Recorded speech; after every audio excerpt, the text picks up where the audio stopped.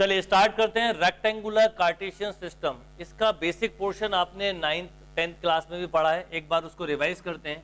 अगर हम coordinate system की बात करें तो ये टू म्यूचुअली परपेंडिकुलर लाइन है। Horizontal line is called X axis and vertical line is called Y axis. Toward right positive, vertically upward positive, left negative, downward negative. This is first quadrant. Overall 4 quadrant होते हैं, ये second quadrant, third quadrant, fourth quadrant. यदि हम ध्यान दें तो first quadrant में X axis and Y axis both are positive, therefore X greater than 0 as well as Y greater than 0। पर जब हम सेकंड क्वाड्रेंट में आएंगे तो एक्स नेगेटिव हो गया है, देयरफॉर लेस देन 0, वाई अभी भी पॉजिटिव है, ग्रेटर देन 0। थर्ड क्वाड्रेंट की बात करें तो both are less than 0, X is less than 0, Y less than 0। And fourth quadrant की बात की जाए तो x यहाँ पर पॉजिटिव है, y निगेटिव है।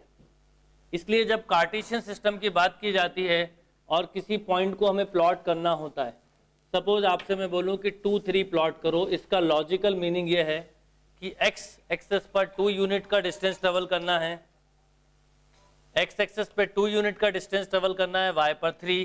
तो x पर अगर हम 2 आए तो ये आ गया 2, y पे 3, तो प्लॉट यहाँ होगा, यानी ये 2 3 2 3, x और y दोनों पॉजिटिव हैं, इसलिए फर्स्ट क्वाड्रेंट। मान लीजिए मैं आपसे बोलता -3 4 को प्लॉट करो, तो -3 4 मतलब पॉजिटिव पॉजिटिव, यहाँ पे नेगेटिव, x पे 3 यूनिट, y पे 4 यूनिट, तो यहाँ कहीं पॉइंट आया -3 4। यानी जब -3 4 है तो सेकंड क्वाड्रेंट। थर्ड क्वाड्रेंट के कोऑर्डिनेट कुछ इस तरह से हो सकते हैं, -4 -3, ये -4 -3। फोर्थ क्वाड्रेंट के कोऑर्डिनेट कुछ इस ढंग से हो सकते हैं, x पॉजिटिव होगा, y नेगेटिव होगा। तो ये बेसिक कंसेप्ट है, ये ओरिजिन है।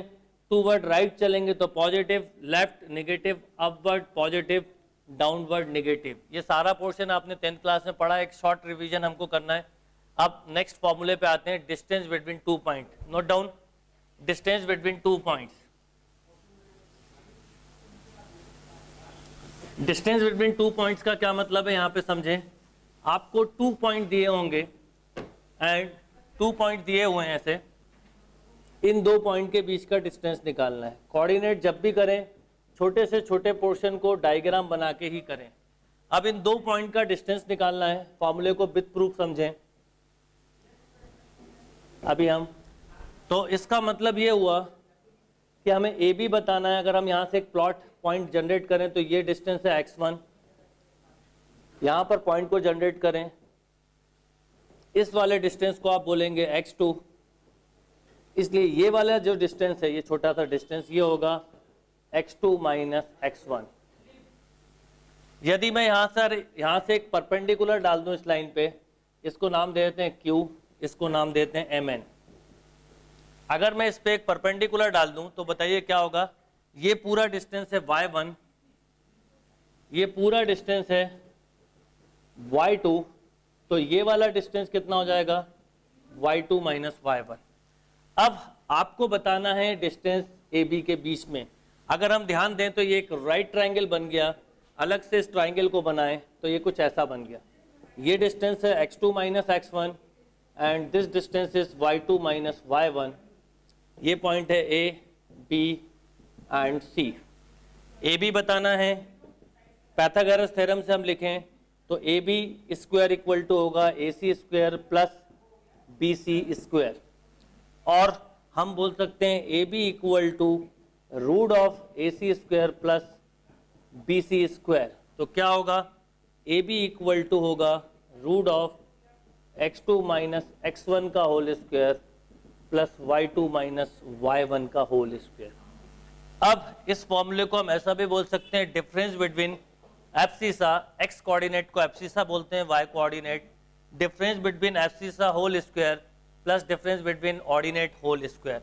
एंड रिमेंबर, अब इस फॉर्मूले को मैं ऐसा भी लिख लूं तो कोई फर्क नहीं पड़ेगा, x1 माइनस x2 का whole square plus y1 minus y2 का होल स्क्वायर भी लिखूं तो कोई फर्क नहीं पड़ेगा। अब इसी में एक नोट डाल दो कि ये डिस्टेंस अगर मैं ओरिजिन से निकाल रहा होता, ओ ए निकाल रहा होता तो क्या होता। अगेन कोई भी क्वेश्चन डायग्राम के बिना मत करो।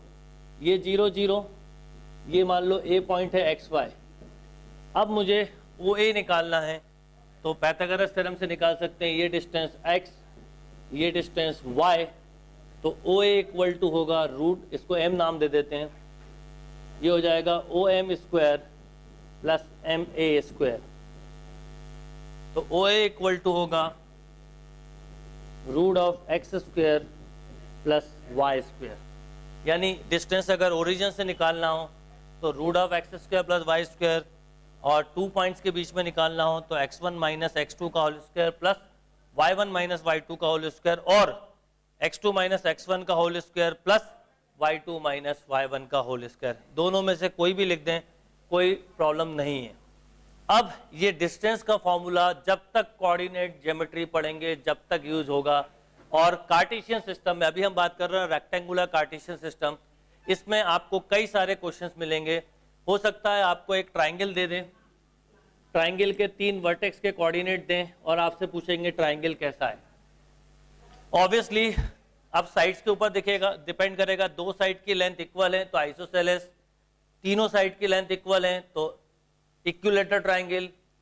राइट एंगल का थ्योरम लगता है पाइथागोरस थ्योरम, तो राइट एंगल मतलब एक साइड का स्क्वायर 2 साइड के स्क्वायर के सम के इक्वल है, तो राइट एंगल हो सकता है। पॉइंट्स कॉलिनियर हैं। तो अभी कुछ क्वेश्चंस करते हैं, अपने आप आपको क्लियर हो जाएगा कि डिस्टेंस बिटवीन 2 पॉइंट से किस तरह के क्वेश्चंस मिलने वाले हैं। Yes, write down some properties of geometrical figure. Properties of geometrical figure, उसमें हम सबसे पहले बात करते हैं रिलेटेड टू ट्राइंगल। ट्राइंगल से रिलेटेड प्रॉपर्टी की बात करें तो इस नंबर 1 आता है इक्विलेटरल ट्राइंगल। इक्विलेटरल ट्राइंगल में क्या होगा बोलिए, क्या लिखेंगे आप? All sides are equal. Distance between 2 point से कैसे करेंगे? सारी साइड इक्वल होंगी, समबाहु त्रिभुज जिसे हिंदी में बोलते हैं। Equilateral triangle, all sides are equal, A B equal to B C equal to C A. Second हम बात करते हैं आइसोसेलेस ट्राइंगल। डेफिनेशन होगी any 2 sides are equal. Isosceles triangle मतलब कोई भी 2 साइड इक्वल हो सकती हैं, लाइक ए बी सी। हो सकता है A B equal to A C हो but not equal to B C. Any 2 sides are equal. Next बात करते हैं राइट एंगल ट्राइंगल की। ये सब डिस्टेंस फॉर्मूले से आपको प्रूव करना है। राइट एंगल ट्राइंगल में क्या होगा? राइट एंगल ट्राइंगल की जब भी बात की जाए तो always remember Pythagoras theorem use होगी, यानी A C square equal to A B square plus of B C square, right angle triangle. Next बात करते हैं isosceles right angle triangle. Isosceles right angle triangle में क्या होगा बताइए?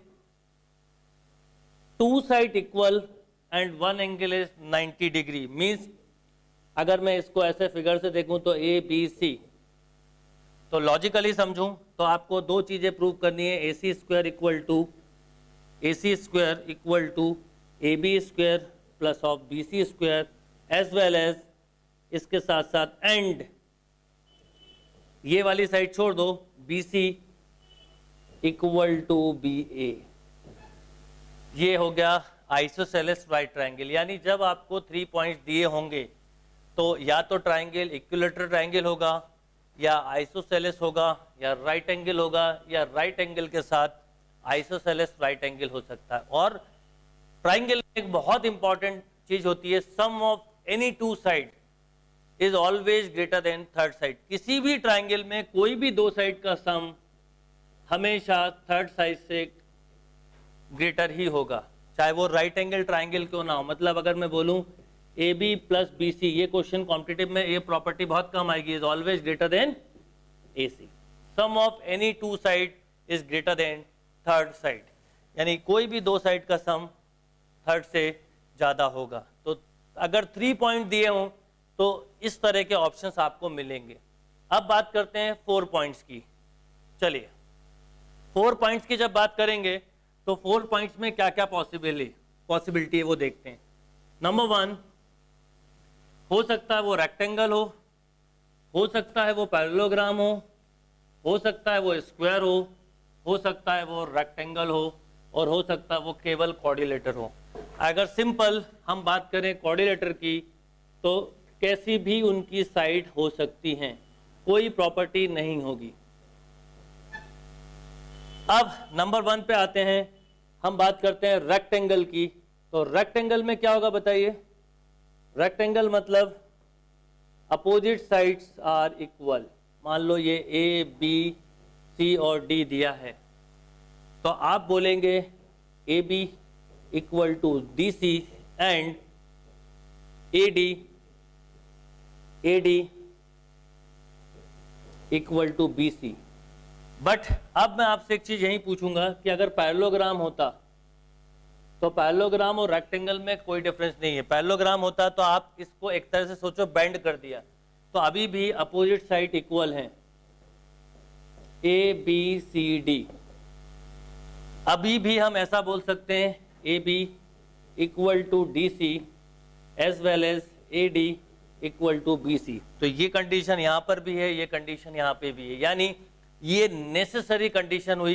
पर इस कंडीशन से आप ये कंफर्म नहीं हो, इस बात के लिए श्योर नहीं हो कि ये रेक्टेंगल है या पैरेललोग्राम है। अब दो तरीके हो सकते हैं, एक तो आप इनका एंगल पता कर लें, यदि ये 90 डिग्री पे है तो रेक्टेंगल है, ये 90 डिग्री पे नहीं है तो रेक्टेंगल नहीं है।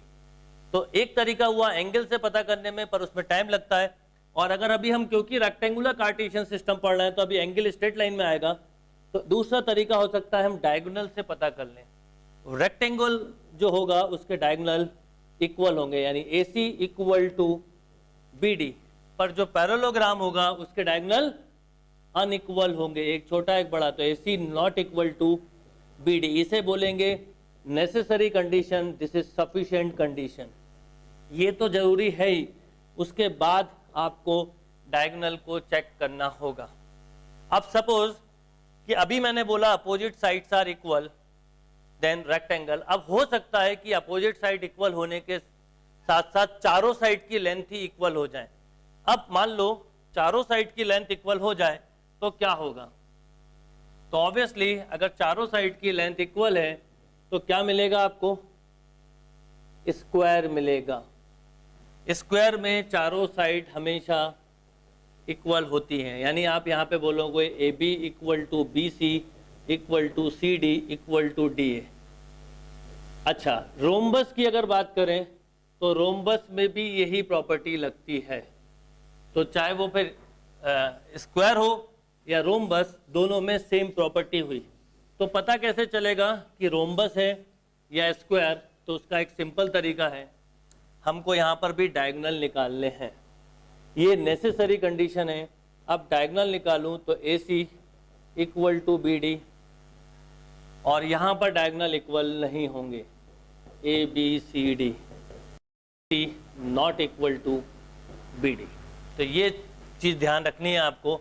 अगर ये ध्यान रहेगा तो आपसे कभी कोई मिस्टेक नहीं होगी। अब कुछ क्वेश्चंस करते हैं, मैं आपको कुछ पॉइंट देता हूँ, आप बताइएगा कि गिवन पॉइंट्स किसको रिप्रेजेंट कर रहे हैं।